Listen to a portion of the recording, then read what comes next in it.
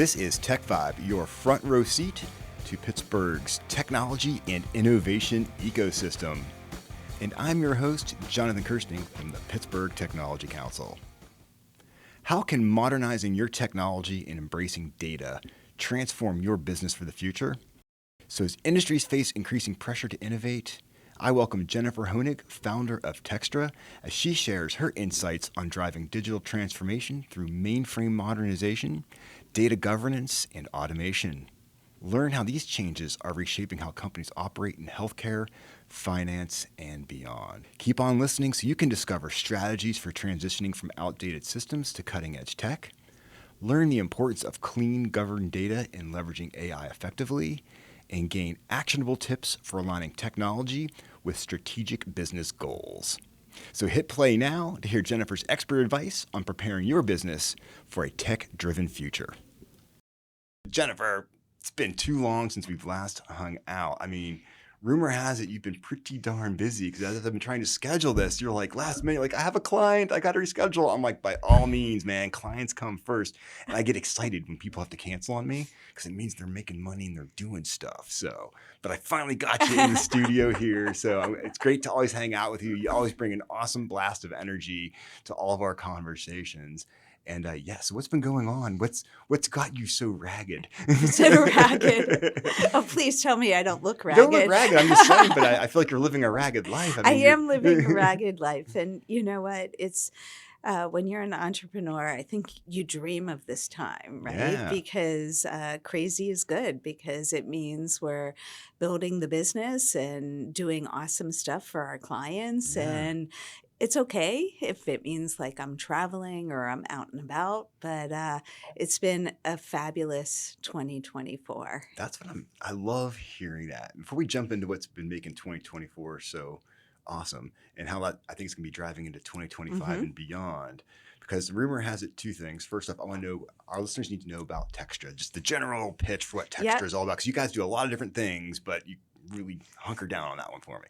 Techstra Solutions helps large corporations realize the business value of digital transformation. And we do it in 4 core areas. The one is cloud, so that includes everything from application migration all the way through operationalization. And that includes things like FinOps. The next area, which is actually one of our core growth areas, is data.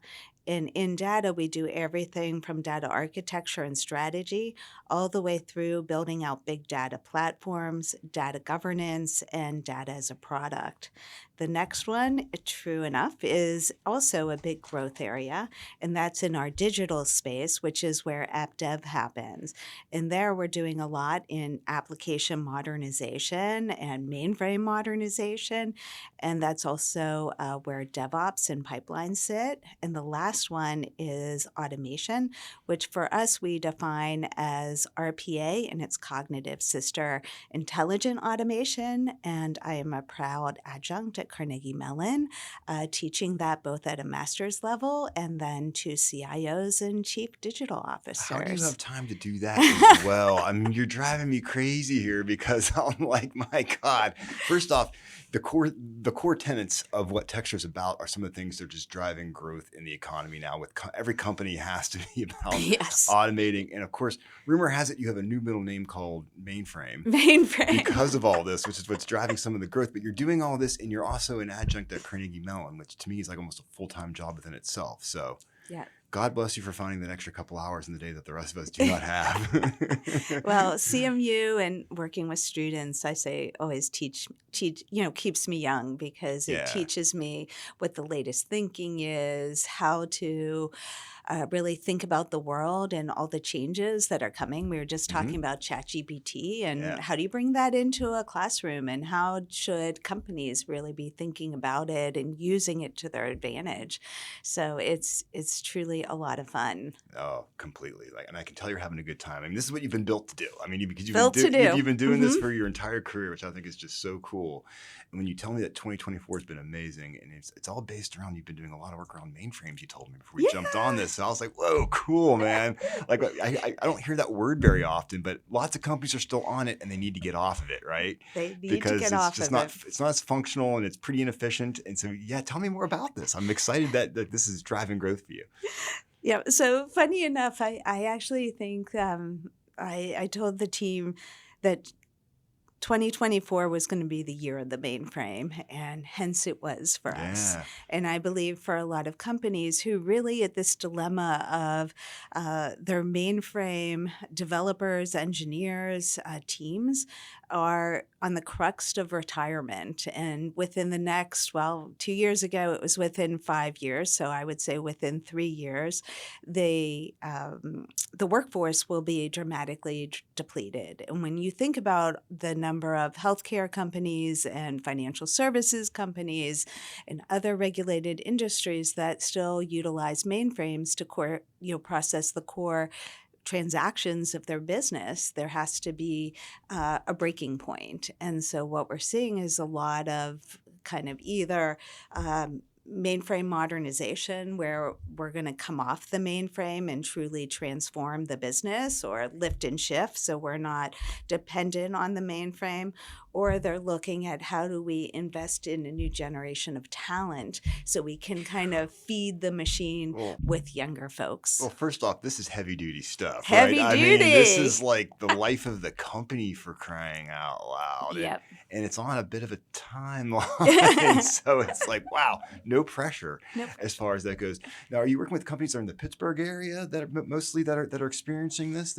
How is that playing out? Yeah. So crazy enough, where we have a solid core base here in Pittsburgh, a lot of our companies that we work with are outside of here. So we work with some of the biggest financial services, energy, healthcare companies in the world. I love it. And so a lot of work outside of Pittsburgh, and hence the travel schedule. Hence the flight saying, I can't make it to the podcast. I can't make it. I'm so sorry. I'm so busy. I'm like, geez, okay. That's fantastic. So, I mean, how do you manage this influx of work? I mean, how big is your team? Like, how can they make more of you to go around? Yeah. How's this going to work? Well, I think we continue, and this is where I would say, like, huge shout out to Pittsburgh and Pittsburgh talent, is that our management team is primarily here in Pittsburgh. They've worked for some of the greatest companies here. And so, which means a lot to me that they would kind of leave big corporate environments and come to more of a boutique company that's very specialized. And so it's through continuing to build out our management team and add leaders of the caliber that can really take us to the next level. And that's been exciting to me because I continue to learn from them and grow from them, but also work with them to shape what the future is going to look like for us. It sounds like you're having a good time, though. I mean, I know it's a bit frazzled, but my goodness, like, how cool is this? I mean, your career, have you ever been this busy? Is this something that is extra frothy for you right now? Extra frothy. What's funny, because growing up, anybody who's been a management consultant or even started their own company, like, you expect the long hours. I would say, like, we're in turbo drive now. And, it's always important to end the year strong, but also set up 2025. So I've spent the last few months really, really securing 2025 so we hit the ground running. That's amazing. So, and a lot of this is, of course, driven by this mainframe work that you're doing for these companies. Mainframe and data governance, or anything, to be honest. It's not even data governance. Anything related to data is critical to any company. And crazy enough, right? Companies' data is really dirty and not governed. And all of a sudden you want to feed it to your AI models, ChatGPT. Dirty in, dirty out, man. Dirty Simple in. as that. Well, that's really interesting to me because you think about, it seems like maybe in the past 10 years, people just realize data is everything, right? We're always producing it, but The idea of governing it obviously is really tough to do. And when you don't govern it, then you get weird stuff where you don't know where it is and all these types of problems. So you can come in there and help them straighten that out and then get it off their mainframe so it can actually can be accessed by everybody.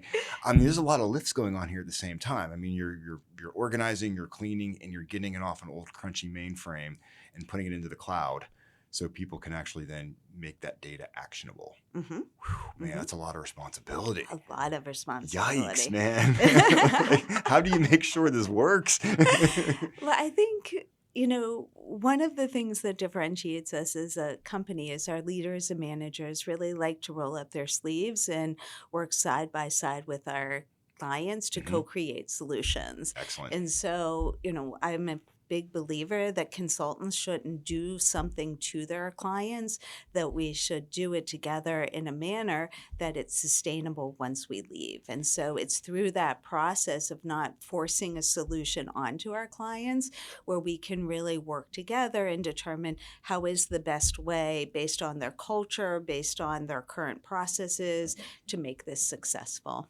Interesting. I like it. It sounds like that's the solid way to go about it. But man, it just seems like you're making me stressed out right now thinking about it all, because I think about, like, when you look at people's databases and you look at what these companies are doing with their healthcare, financial industries. I mean, people's lives and livelihoods are based upon this stuff being correct and being right. And they know they got to trust in someone, but they're trusting in Techstra. So that's pretty cool. How long ago did you found Techstra? 13 years ago. Wow. Yeah, Oh, I always say it's now the Taylor Swift Lucky 13. Thank you very much to her. But we're almost to 15, right? And I would say 10 was a turning point, but 13 was maybe you just, what is it? Andrew Moore's law. Maybe we're just moving exponentially now. I think that's probably Moore's what it law, is. right? Yeah, is that Moore's law? Exactly. Yeah, you reach this point where all of a sudden now things are going to be really compounding fast. Compounding fast. I like change that. or die. That's really cool. So obviously your outlook is really bright for 2025. I mean, obviously you're so focused on this whole area. Are there any other things you're seeing tech-wise that have you interested at this point in time? Yeah, I think it's kind of much the same, though.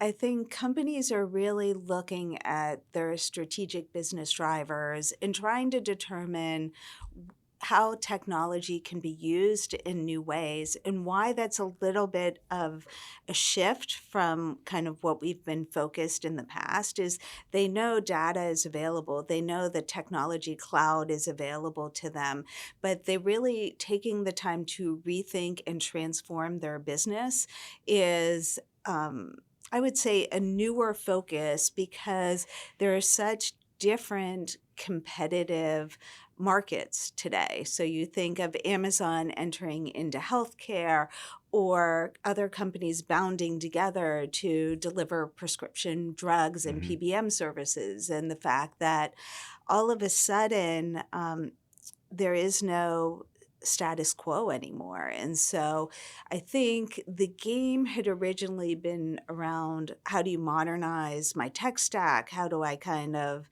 think about these systems or make investments in there? Now I think it's, how do you prepare my company to take advantage of the tech and data that's available to me to change my business model? That makes total sense. That's the way you got to be looking at it, because it's like, but still you got to keep up with that, and it's just like, goodness. So here's something else I'm thinking about. This is changing gears just a little bit, but as we approach 2025, many of us start thinking about, this is gonna be the year that I do something, right? And at the Tech Council, we want to see more women starting companies, all kinds of companies, but tech companies, because we're the Tech Council, right? But and generally, so like, I mean, what's your advice to a woman out there who's maybe thinking like, this is the year I'm going to actually start something? What's that extra push you can kind of give them to say, go ahead, do it. You got to try it. Yeah.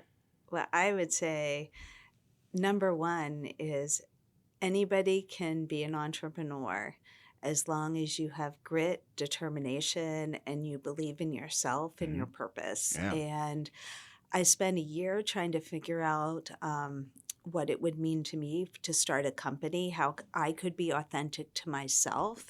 And through that journey, I was able to really define Techstra in a manner that I could go out and sell it. Because in the end, I have to be the best salesperson in the company. Yeah. And so over the years, the messaging and the positioning has evolved, just like technology has evolved. But really been about being true to who we are as a company, what differentiates us, and believing in myself, right, to be able to do this in a manner that enabled or allowed people to surround me and support me, because there's just no I in a company. It's really about us and we. I always say it takes a village, and you need your village. I would say the last thing I would say about this is for years, and it's in my home office, I have this picture that I bought at the Shady Side Arts Festival. And it's a picture of a girl with a princess crown and her magic wand, and it has the words believe There you on go. it. Okay. And to me, that sums it up. You have to believe in all of it, being the fairy princess, being the queen, the maker of magic. I love it, man. I can't think of a better way to kind of land the jet on this podcast and something like that, because I don't want to ruin that. I think that's something I want to end on, because that's exactly it. I think that is that one thing that has to underpin everything, right? Without that, no matter what you know, no matter what you can do, it doesn't matter unless you believe. So, and you remind yourself of that every single day. Every single day. That's some awesome advice. Jennifer, you're the best, man. This is why I love hanging out with you, because you're building a kick butt company here. You got too much work. You're on planes all the time. You can barely appear on my podcast, for crying out loud. Like, it's a good thing. This is good stuff. It's a great thing. Yes, I'm so glad to see you guys doing well. But most importantly, I love the fact that you're helping companies solve really tough problems. That's what it's all about. That's what it's all about. Yeah. And by the way, that's the fun part. There you go. Thank you so much for hanging out with me today. You are the best. Thanks, Jonathan, for having me. You're the best. Oh, well, I'll leave on that mark for sure then, because I rarely hear that. So once again, this has been Jonathan Kirsting with TechVibe. We're having conversations like this all the time, putting the highlights on the people that is making Pittsburgh the awesome place that it is to run a tech company.